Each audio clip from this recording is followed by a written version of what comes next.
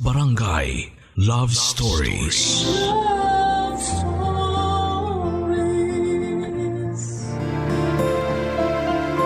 May mga pagkain na automatic na may kapares, tulad ng champurado at tuyo o ng kape at pandesal. Mga katernong matagal na at hindi na mapapalitan dahil yun na ang nakasanayan. Ang kwentong inyong mapapakinggan ay tungkol sa pagkakapares ng bagoong at mangga. Ikaw kapuso, sa palagay mo ba kung ipapares ka sa isang tao, magiging kayo na ba ang magkapares na pangmatagalan at hindi na mapapalitan pa? Dear Papa Dudut, magandang araw Papa Dudut, pati na rin po sa inyong mga tagapakinig. Matagal na rin po akong nakikinig ng programa mo at ngayon lang naglakas ng loob para sumulat at ibahagi din naman ang aking kwento. Ako po si Lily, graduate po ako ng Marketing Management. 2 taon na ang nakakalipas. Pero hindi po muna ako naghanap ng trabaho dahil nagkasakit ang aking nanay na may negosyo namang tindahan ng bagoong. Malakas ang benta ng bagoong sa tindahan ni Nanay Papa Dudut dahil ito ang nagtutustos noon sa aking pag-aaral. Hindi man kami yumaman sa pagtitinda ni Nanay ng bagoong ay napagtapos naman ako nito, Papa Dudut. Kaya noong nag-graduate ako ay ako na muna ang sumalo para mapatakbo ang negosyo ni Nanay. Yun nga ang pagtitinda ng bagoong. Papa Dudut, si Nanay mismo ang gumagawa ng bagoong na binebenta namin. Grabe, Papa Dudut. Sa tuwing madaling araw, magdala ka lang ng kanin at dumaan sa tapat ng bahay namin ay mapapasubo ka sa kanin dahil sa amoy ng bagoong. Hindi ko naman masasabi na mabango ang bagoong dahil alam naman nating hindi. Pero may kung ano kasi ang amoy nito na hinahanap-hanap ng mga suki ni Nanay. Siyempre itinuro na sa akin ni Nanay kung paano ito gawin. Madami pa din ang bumibili kahit ako na ang nagluluto nito. Kaya naman masasabi ko na hindi ako naligaw sa tamang lasa na gaya ng luto ni Nanay. Pero Papa Dudut, kung noon ay sa tindahan lang namin makakabili ng bagoong ni Nanay. Dahil sa tinapos kong kurso ay ginamit ko ito para ialok sa ibang malalaking tindahan. Kumbaga nag-consign kami sa ibang malalaking tindahan. Sinimulan ko muna sa paligid ng lugar namin hanggang palayo ako ng palayo para maialok sa iba ang aming mga produkto.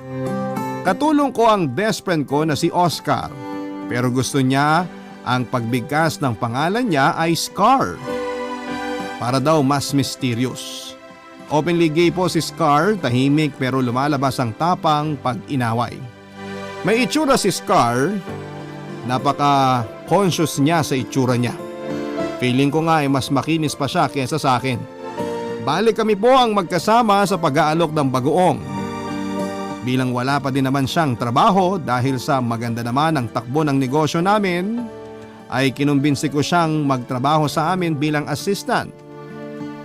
Kumbaga natutulungan ko na siya ay natutulungan pa niya kami ni Nanay sa aming negosyo.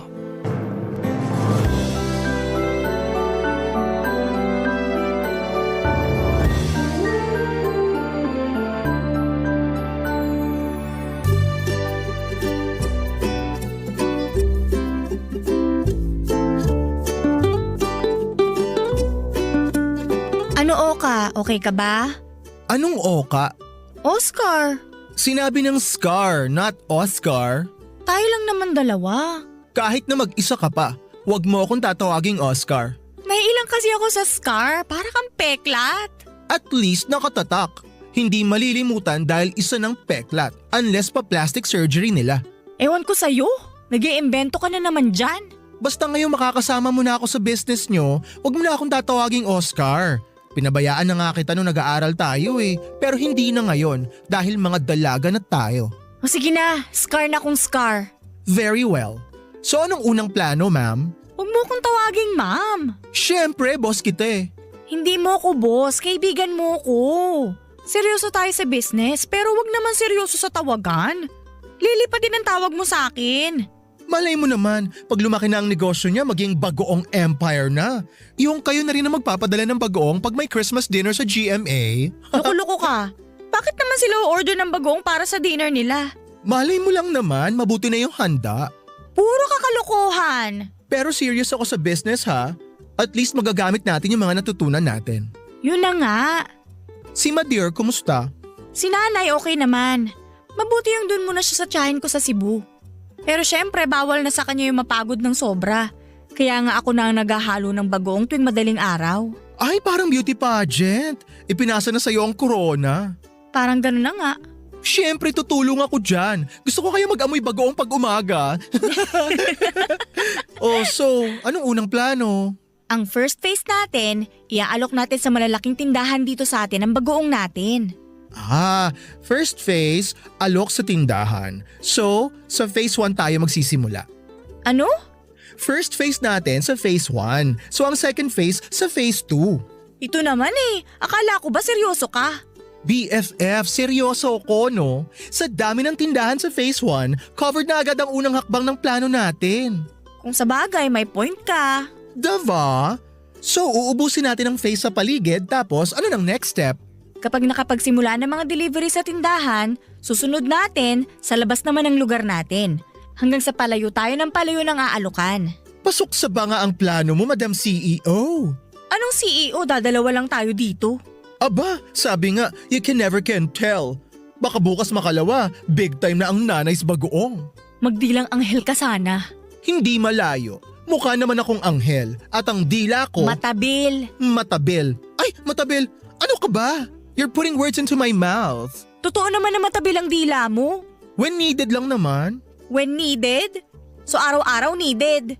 At least di gaya ng mga dilang kuratsa. Anong dilang kuratsa?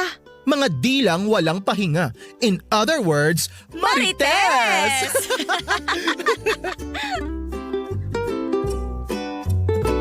Papadudot, kahit mahirap mag-alok ay masaya kami ni Scar sa pag-iikot sa mga tindahan sa paligid ng lugar namin.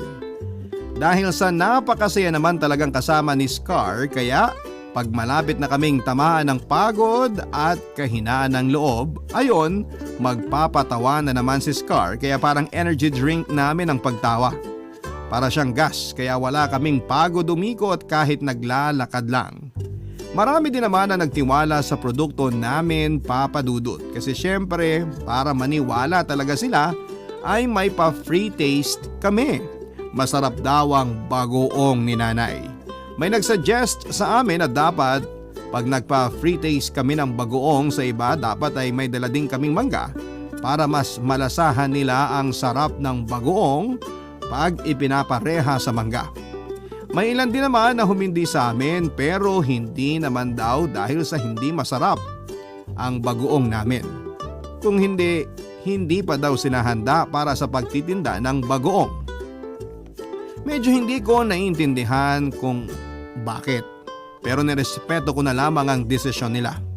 Pero nangako naman sila na baka sa susunod ay kumuha na rin sila. Yung mga hindi umorder, pero may isa na hindi na nga umorder, ang dami pang nasabi.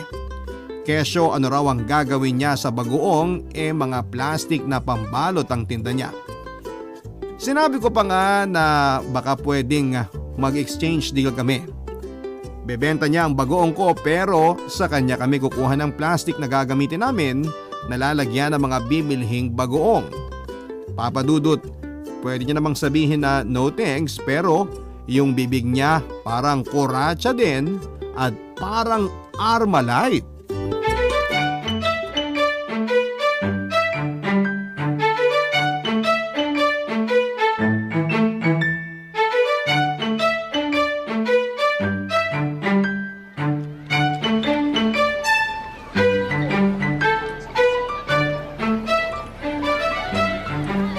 Miss, okay lang naman po kung ayaw nyo. Wala pong problema. May problema. Ang baho kaya niyang bagoong niyo. Te, umikot ka sa buong mundo, hanap ka ng bagoong na hindi mabaho. Unang-una, kung mabango yan, hindi bagoong ang tawag dyan. Ano? Di pabango. Pilosopo ka. FYI, hindi ako pilosopo. Piloso pa ako. Halika na, Scar. Scar ang pangalan mo? At anong nakakatawa? Tatanong mo pa. Di ang pangalan mo, Scar. Bagay sa'yo. Mukha kang peklat. Halika na, Scar. Wag mo na siyang patulan. Ay, hindi talaga ako papatol sa mga ganyan. Ano ganyan? Ano ganyan ang sinasabi mo? Ganyan? Bakit? Wala ba kayong salamin sa bahay? Nanggigigil na ako sa'yo Te, sabi ko nga sa'yo, kung may salamin lang kayo sa bahay, malalaman mo na mas nakakagigil ka. Kung ayaw mo mapintasan, palitan mo pangalan mo. Pakils mo ba sa pangalan ko? Bakit? Pinakikialaman ko ba pangalan mo? Bakit? Ano bang pangalan niya? Ayan nakalagay sa signage, Plastic Store. So plastic ang pangalan niya. Sira ulo. Hindi plastic ang pangalan ko. Glenda ang pangalan ko. Ay, ano to? Ibig sabihin, hindi sa'yo tong tindahan? Sa akin to. Kung sa'yo to, bakit wala ang pangalan mo sa signage? Ha? BFF, pwede yun. Oh, pahiya ka no. Buti pa yung si bakla. Alam na pwedeng wala sa signage ang pangalan. Of course, BFF. Pwedeng wala sa signage ang pangalan, pwedeng ugali lang ang nakalagay. Ikaw kanina ka pa. Halika nga rito. Oh, anong nangyayari dito? Sir, yang kasing tsahin mo, inaaway kami Hindi na ako tsahin. Hoy, bigla kang bumait? Bagay talaga yung pangalan mo na plastic. Babe, kanina pa nila ako inaaway. Buti dumating ka. Sir, kayo po ba ang amo niya? Hindi! Ay! Sorry, babe. Yung vocal cord ko kasi sumakit. Kaya napataas ang boses ko. Plastic? Ayan na naman sila, babe. Glenda? Business niyo manggahan? Oo. Kakasimula ko pa lang halos. 4 na buwan pa lang itong tindahan Ang hirap kasi maghanap ng pwesto. Buti na lang may bakante rito sa tabi ni Glenda. Pahiya kayo, no? Saan galing yun? Paano naman kami napahiya? Palmote. Sige mag-aayos pa ako ng tindahan Ha? Ikaw lang mag-isa? Ililipat mo lahat ng mga mangga sa jeep papasok dito sa tindahan mo? Oo, ako lang mag-isa. Oh. Sir, may aalok sana kami sa'yo. Pero since may gagawin ka pa, tutulungan ka na namin maglipat ng mga mangga para mas mapabilis ka. Yes, papi. Para makapag-usap agad tayo. Ano kailangan niyo pag-usapan? Pakialam mo ba? Ikaw ba magulang nito ni sir? Doon ka nga sa tindahan mo. Hindi. Umuupa sa akin yan si babe. Kaya dapat ko siyang protektahan sa mga manloloko. Gagawin pa kami. Babe, huwag kang magtiwala sa kanila. Baka mga magnanakaw yan. Unang-una, hindi kami magnanakaw. Pangalawa, gusto mo ikaw magbuhat? Ayoko nga. Ayaw mo pala di shut up ka na lang. Tinulungan namin si Emma na maglipat ng mga mangga mula sa jeep papasok sa tindahan niya. Nung una ay pinigilan niya pa kami lalo na ako dahil babae daw ako. Siyempre, naiinggit si Scar at ang sabi niya babae din siya. Kaya yon ang ginamit kong biro kay Eman kaya nakumbinsi namin siya na tulungan siya. Sabi ko sa kanya mga babae kami ni Scar pero kaya namin ang mabibigat na trabaho. Natawa siya kaya pumayag na rin siya na tulungan siya papadudot. Hindi katangkaran si Eman kumbaga average lang ang height niya.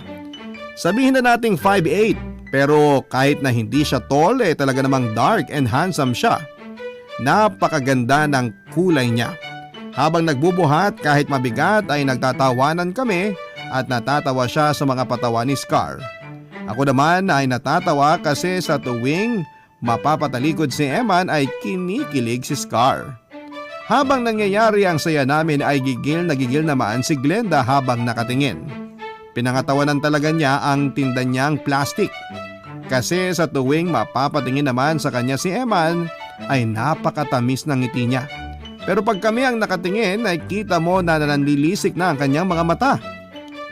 Sabi nga ni Scar natatakot daw siya kasi baka sinasapian daw si Glenda o kaya ay aswang siya. Imbis na matakot ay natawa na lamang ako. Si Emma naman ay lihim na tumatawa kasi nadinig niya pala ang sinabi ni Scar. Ewan ba dun kay Glenda, hindi naman siya pangit pero pumapangit siya kakasimangot. Pero papadudot kung tutuusin ay gusto ko din pasalamatan si Glenda. Kasi kung hindi niya kami buwinisit ay hindi kami magtatagal sa lugar na yon. Hindi tuloy namin maaabutan si Eman kung hindi dahil sa kanya. Matapos ang buhatan ay hindi na rin nagsayang ng oras si Eman, papadudot, para itanong kung ano ang iaalok namin. Pero sabi ni Scar baka daw pwedeng uminom muna kami. Napatawa na naman namin si Eman, papadudot. Kaya agad-agad na naming sinabi ang pakay namin. Barangay Love Stories. Barangay Love Stories.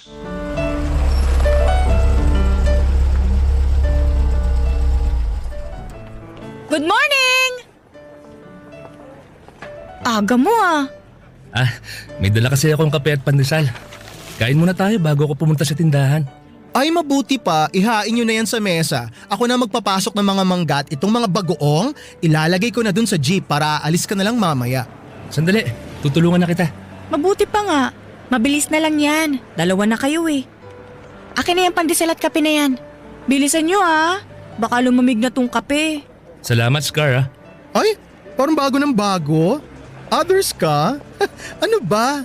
Partnership ito oh. Business ha? Baka kung anong partnership ang isipin mo. Totoo talaga. Kaya gumagaan ang trabaho kasi ang saya niyong magkaibigan eh. Naku, yun naman talaga dapat. Pag mahirap, dapat magsasaya para maging magaan. Tama ka dyan. Alam mo naman na ako lang ang nagtaguyod ng business ko, di ba? Hirap na hirap ako nun. Pero porsigido akong magpalaki ng negosyo. Kaya kahit nahihirapan na ako, tinitiis ko. Naku, kami din ni Lily. Grabe, ang dami kong naubos na sunblock kasi naglalakad kami literal sa ilalim ng araw. Kumusta ang business niyo ngayon? Alam mo, laking pasasalamat namin sa'yo. Kasi napaganda ng alok mo yung business namin eh. Yung sa akin din naman. Pero sigurado din ako na kung hindi masarap ang bagoong nyo, malamang yung mangga lang ang bibilihin nila. Pero dahil masarap ang bagoong nyo, ayun, lagi silang bumibili. Ang nakakatulong pa, kasi alam nila na kulang ang 10 mangga para sa isang bote ng bagoong. Kaya bibili pa sila ng dagdag. Sabi nga ni BFF, ang deal mo ay panals! Exactly! Pero papi, may aaminin ako sa'yo ha. Alam ko na, Ha? Alam mo na? nabading ka. Heto naman, pag-aamin ba bading agad? Joke lang, pinapatawa lang kita. Kaso di ka natawa eh. Hindi talaga ako komedyante kasi. Ano ba yung aaminin mo? Buntis ako. Ha? Charing lang, ito naman. Ay nako. O ano nga yung aaminin mo? Tungkol kay BFF ko. Ano yun? Babe! Ay! Ang lakas naman ng masamang hangin. Biruin mo na bitbit yung impactang yan dito. Bakit? Pag-aari mo ba tong buong lugar? Hindi. Pero okay na din. Kasi at least inamin mo na impacta ka. Kung impacta ako, ikaw maligno. Okay lang. At least mas pangit pa din ang impacta. Halika nga dito! Glenda, tumigil ka. Ano ba? Behave kasi, siya inaaway ako. Bakit ba nandito ka? Pakialam mo ba? Ay, wag mo na sagutin.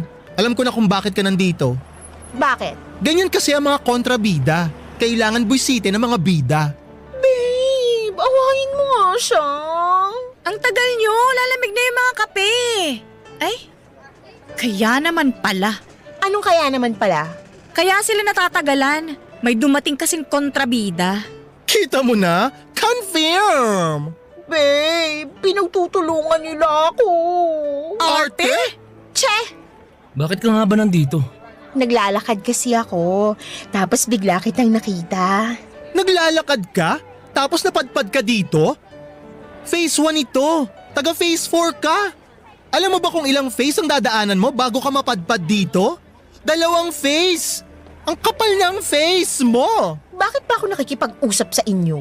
O baka mas tama ang, bakit ba kami nakikipag-usap sa'yo? Sige na Glenda. Kung may pupuntahan ka, pumunta ka na. Oo nga, umalis ka na. Lakarin mo hanggang phase 10 ha? Eh di ikaw ang maglakad. Nagdito nang hinahanap ko. Ha? Wala dito hinahanap mo. Malayo pa dito, impyerno. Palibhasa, taga dun ka. Alam nyo, tara na. Lalamig na yung kape at pandesal. Yak! Hindi ako kumakain ng pandesal. Oh, Eman. Yak pala yung pandesal na dinala mo eh. Biro lang yun. Kumakain ako nun. Tara na nga. Yuck! Imbitado ka ba?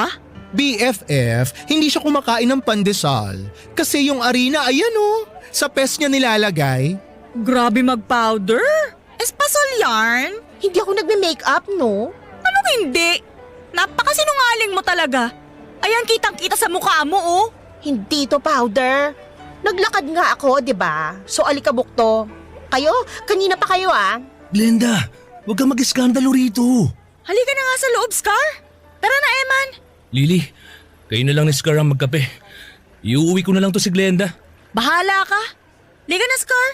Pasok na nga tayo sa loob. Nauna akong pumasok ng bahay, Papa Dudut. Tinawag ko lamang si Scar kaya ito sumunod. Halatang halata ni na Eman at Scar na sumama ang loob ko dahil sa pagsama ni Eman kay Glenda.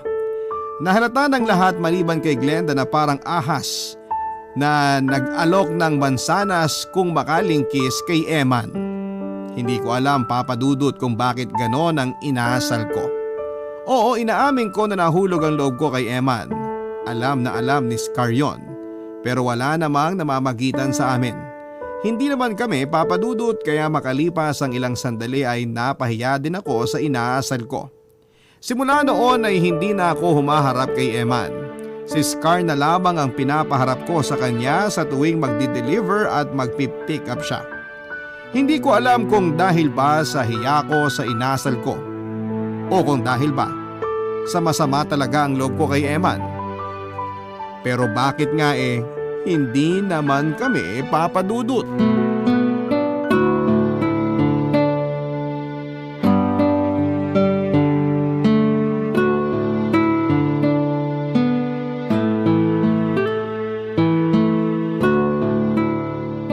Ay, salamat. Natapos din ang pagkukwenta at pag-i-inventory.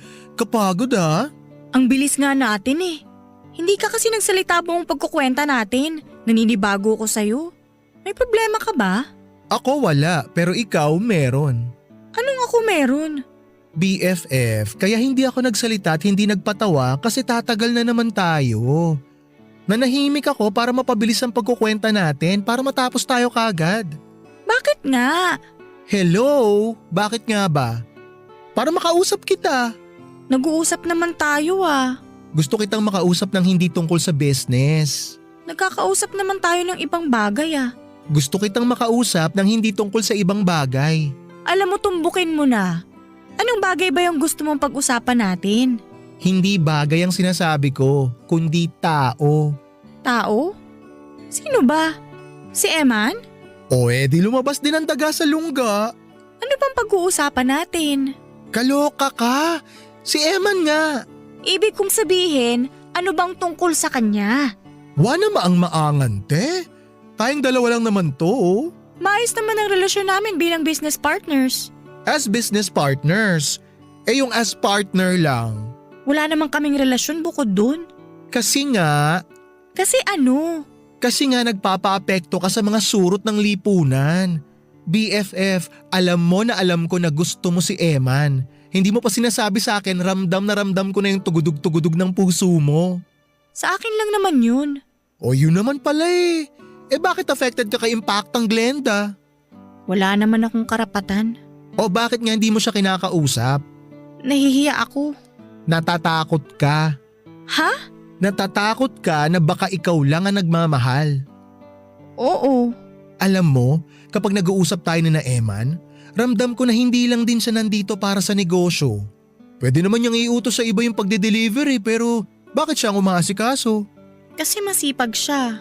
Kasi ramdam ko na gusto ka rin niya. Paano kung hindi?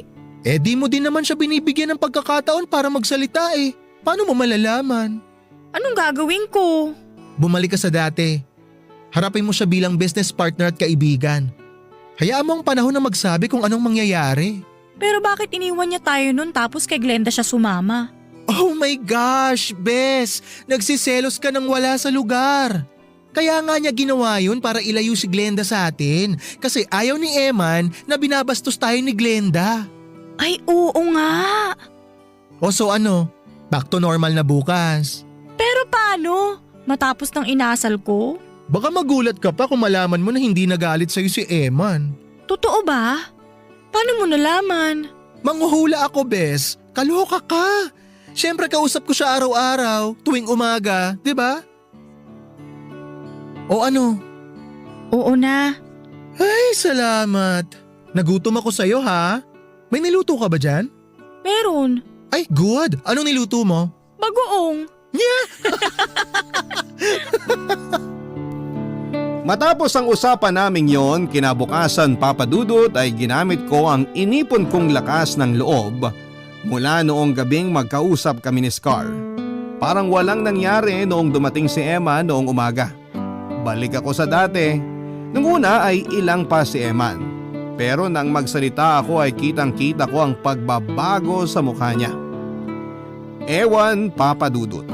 Pero parang lumiwanag ang mukha niya noong batiin ko siya. Kaya ayon, walang usapan sa mga nangyari dati, naging normal ulit ang lahat. Nang makita ko naman si Emma na sumaya ay nawala na rin ang hiya na nararamdaman ko. Hindi ko na rin pinupush ang feelings ko.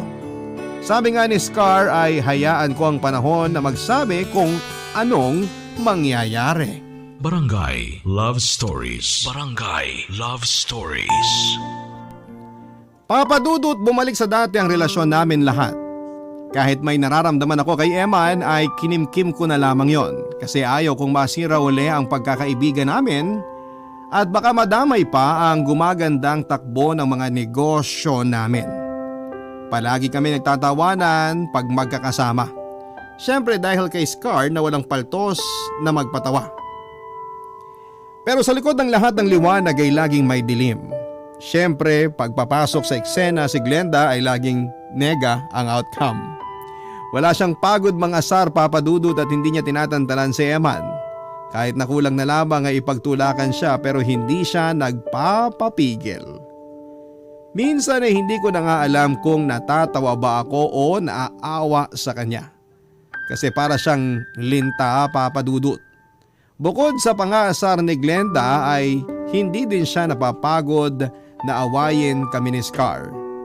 Hindi ko alam kung ano ang meron si Glenda pero iba siya, Papa Dudut. Hindi ko na lamang siya pinapansin pero syempre hindi papayag si Scar ng ganon-ganon na lamang. Kaya siya ang madalas nakaaway ni Glenda. Pero isang araw may sinabi si Glenda na halos ikagiba ng aking mundo.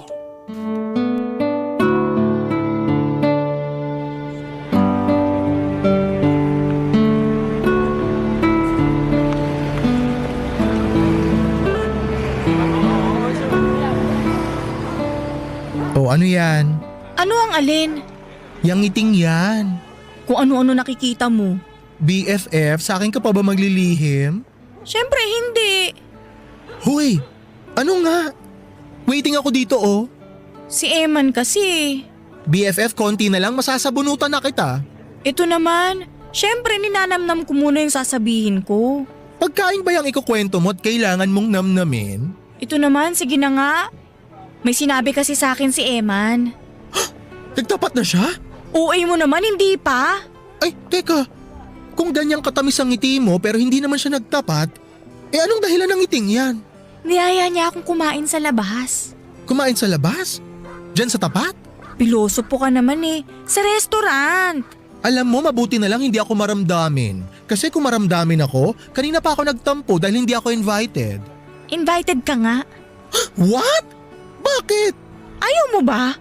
Gusto, syempre, pero nagulat lang ako. Bakit kasama ako? Paano kayo makakapag-usap ng masinsinan? May alam ka ba? Ha? Wala ha? Alam mo, kilalang kilala kita kapag nagsisinungaling ka. Sige ka, tutubuan ka ng kulugo sa noo. Tapos magiging third eye mo yon. Tapos makakakita ka ng mga… Oo na, tama na, aaminin ko na. Sige na, sabihin mo na, ano ba yun? Sinabi niya sa akin na yayayain ka daw niyang lumabas para kumain. Nag-expect ako na magtatapat na siya sa'yo. Hindi ko naman nakalain na kasama pala ako. Ang sabi niya, may sasabihin daw siya sa akin na importante. Gusto niya nandun ka para madinig yun. Talaga ba? Bakit ka naiiyak? Nakakaiyak kaya yun? Ganun ako ka-importante? Arte naman. So ano nga sasabihin niya? Hindi ko alam. Yung sa akin, haka-haka lang naman. Pero kung kasama ako, hindi kaya tungkol sa business yun? Hindi kaya mag-expand tayo? Hindi ko din alam. Ang importante sa akin yung inimbita niya ako. Ano man ang sasabihin niya, hindi na importante. Mabuti nandito ka. Natural, dito ako nakatira. Tsaka excuse me, baka ang ibig mong sabihin, mabuti at nandito kaming dalawa. Sino ka ba? Hindi ka naman important. Kung hindi ako importante, aba ano ka pa? Hindi ikaw ang pakay ko kaya maghanap ka ng kausap mo. Ikaw naman, babae. Alam kong nilalandi mo si Eman. Tantanan mo na siya. Sino ka para mag-utos sa akin ng kung sino at sino ang di ko dapat kausapin? Asawa niya.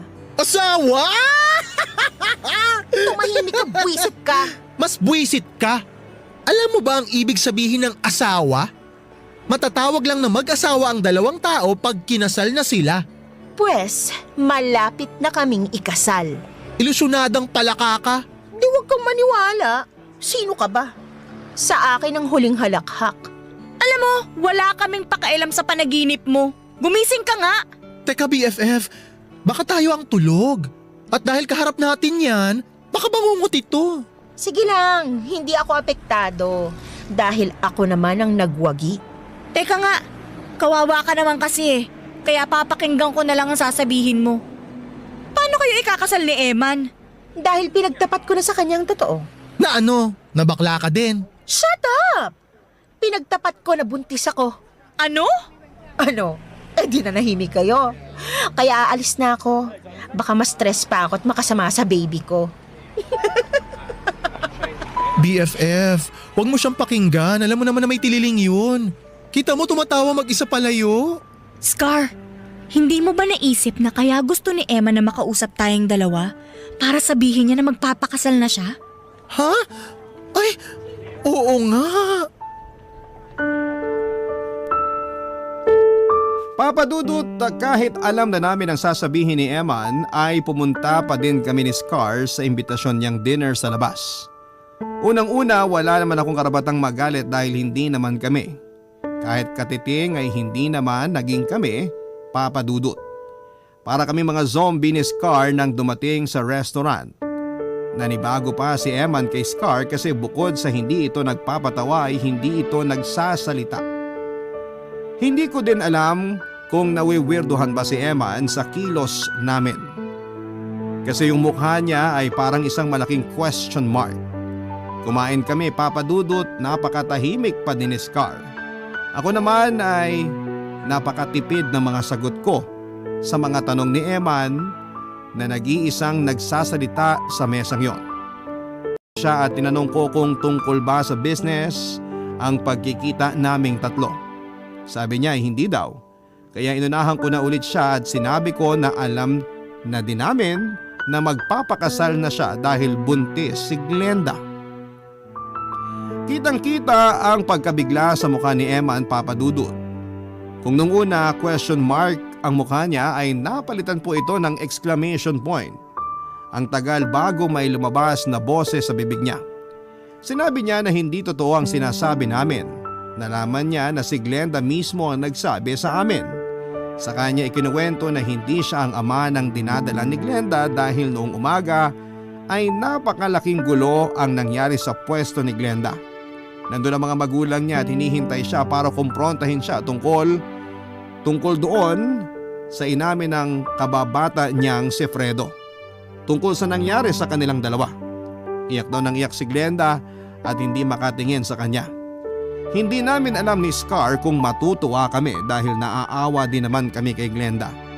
Pero nang makita ni Emma na kalmado na rin kami ay sa kanya sinabi ang pakay niya, Papa Dudut.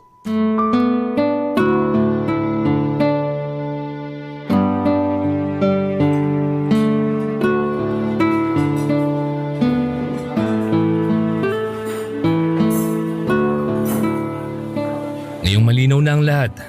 Baka pwede ko nang sabihin ang gusto kong sabihin. Go! Excited much, Papi. Sabihin mo na. May tatlo kong ipagtatapat sa inyo. Ano yung pagtatapat mo? May asawa ka na? Hoy, hindi maka-move on? Ay, sorry. May hangover pa ako ng issue eh. So ano yun, papi? May asawa na ako. Ano? Joke lang. Nahawa na kasi ako sa iyo eh. Nakakainis naman to eh. Okay, sige. Seryoso na. Pero gusto ko muna ipangako nyo na hindi kayo magagalit. Oo, pangako hindi kami magagalit. Shirley! Ha? Ano yun? Sure ang ibig sabihin nun, binakla ko lang. Ah, okay. Sige na please, seryoso na lahat. Ano ba kasi yung sasabihin mo, Eman? Unang-una, gusto kong ipagtapat sa inyo na yung pagtitinda ng mangga, hindi talaga yun ang pinaka-business ko. Nung araw na magkita tayo sa tindahan ko, i-deliver ko lang talaga yung mga mangga eh. May magbabantay ng tindahan. Pero nung in-offer nyo sa akin ng negosyo na magsama ang mga produkto natin, ako nang nagbantay ng tindahan. Ano ba talaga ang business mo? May 50 hektarya ako ng lupain na taniman ng mangga. Yun ang talagang negosyo ko. Mayaman ka, papi? Dahil sa sipag ng mga magulang ko, tinuloy ko lang ang ipinambuhay nila sa amin. Congratulations! Infer sa'yo ah. Kahit di mo kailangan pero nagpakapagod ka pa rin magbuhat at magbenta. Hindi pwedeng tatamad-tamad. Kaya nga ako natuwa sa inyo eh. Nakita ko kung gaano kayo kaporsigido na itaguyod ang negosyo nyo. Salamat. Salamat din sa inyo. Yung pangalawa namang sasabihin ko, isasara ko na yung tindahan ko. Ha? Bakit? Isa sa dahilan na kanina ko lang naisip, ayoko nang makagulo pa sa relasyon ni Glenda. Mabuti yung di na niya ako nakikita para umayos na siya ron kay Fredo. Ay, kung sa bagay. Nakakalungkot na matitigil na ang tambalang mangga at bagoong. Ano ka ba? Siyempre hindi. Yung nagsarang convenience store sa tapat nyo, binili ko na. Doon ko ililipat ang tindahan. Iaalo ko din sana na doon na lang kayo pumwesto. Para magkasama-sama na doon ang mga mangga at bagoong. Ay, pak na pak yan, papi. Gawa ko dyan. Yun eh kung gawang BFF ko. Wala namang problema. Kaya lang magkano magiging upa namin? Wala kayong babayarang upa. Gagawin nating legal ang partnership natin. Main outlet lang yung lilipatan natin. Pero i-expand natin sa mas marami pang lugar ang produkto natin. Nakakahiya naman. Huwag ka na mahiya, please. Kasi yung pangatlong sasabihin ko, itatanong ko kung kung pwede ba kitang maging girlfriend. Pwede, papi. Ay, sorry nabigla ako. Sige, BFF, take the floor. Sagutin mo na siya. Huwag ka mapilitan ha. Kung hindi ka pa handa o kung ayaw mo, sabihin mo lang. Hindi naman to makakaapekto sa negosyo natin kung sakali. Eman, ayoko. Naiintindihan ko. BFF. Hindi pa ako tapos. Ayoko. Ayoko na magpanggap. Mahal na mahal din kita, Eman. Ay, nakakaloka. Kita ko na ang magiging kasalan. Bongga! Punong-puno ng mangga.